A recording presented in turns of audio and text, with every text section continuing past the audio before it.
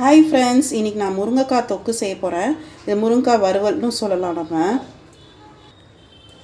நான் வந்து 2 முருங்கைக்காய் வந்து இன்றைக்கி எடுத்திருக்கேன். எப்படி செய்யலான்னு பார்க்கலாம்.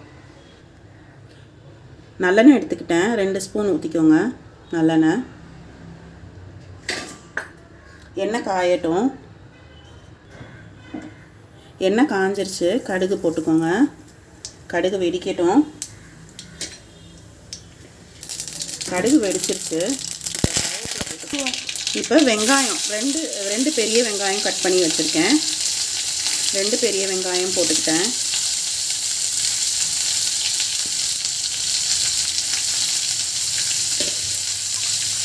இப்போ இதை லைட்டாக வதக்கிக்கோங்க. பெரிய வெங்காயம் இருந்துச்சுனாக்கா பெரிய வெங்காயம் போட்டு செய்யுங்க, ரொம்ப நல்லாயிருக்கும்.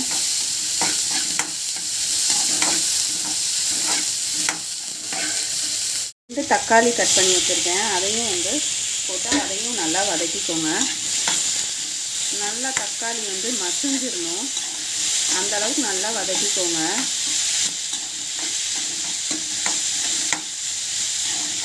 இப்போ வந்து முருங்கைக்காய் வந்து நான் ஒரு 2 முருங்கைக்காய் எடுத்திருக்கேன். அதை வந்து மிக்ஸ் பண்ணிக்கோங்க. நம்ம தனியாக வேக வச்சு போடுறதோட முருங்கைக்காவை நம்ம இதுலேயே நம்ம வேக வச்சு போட்டோம்னாக்கா இன்னும் நல்லா டேஸ்ட்டாக இருக்கும். நல்லா காரம் உப்பு எல்லாமே வந்து மிக்ஸ் ஆகிடும். இப்போ நமக்கு தேவையான மசாலா ஐட்டம்லாம் நம்ம போட்டுக்கலாம். நான் ஒரு 1.5 ஸ்பூன் மிளகாத்தூள் போடுறேன்.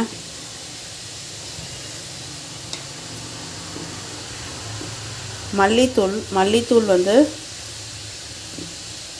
அது ஒரு 1.5 ஸ்பூன் போடுறேன். மஞ்சத்தூள் வந்து கொஞ்சம் போட்டுக்கோங்க. இதை ஒரு தடவை நல்லா கிண்டி விட்டுக்கோங்க. கிண்டிட்டு நம்ம தண்ணி ஊற்றி வேக வைக்கணும். இப்போ இதை தேவையான அளவு தண்ணி ஊற்றிக்கோங்க. ஊற்றிட்டு இது ஒரு தடவை கிண்டி விட்டுக்கோங்க. கிண்டிட்டு இதை மூடி வச்சுருங்க. ஒரு 15 to 20 மினிட்ஸ் ஆகும். ஆனால் வந்து நீங்கள் ஒரு 5 மினிட்ஸ் ஒன்ஸ் வந்து அதை ஓப்பன் பண்ணி நீங்கள் அதை வந்து கிண்டி விட்டுக்கோங்க. முருங்கைக்காவை பாருங்கள், ஒரு 15 மினிட்ஸ் ஆச்சு. நல்லா ட்ரை ஆகிடுச்சு. முருங்கைக்காவும் நல்லா வெந்துருச்சு. இன்னும் ஒரு 2 மினிட்ஸ் ஆகட்டும். 2 மினிட்ஸ் ஆனோன்னா நம்ம அடுப்பை வந்து நிறுத்திடலாம்.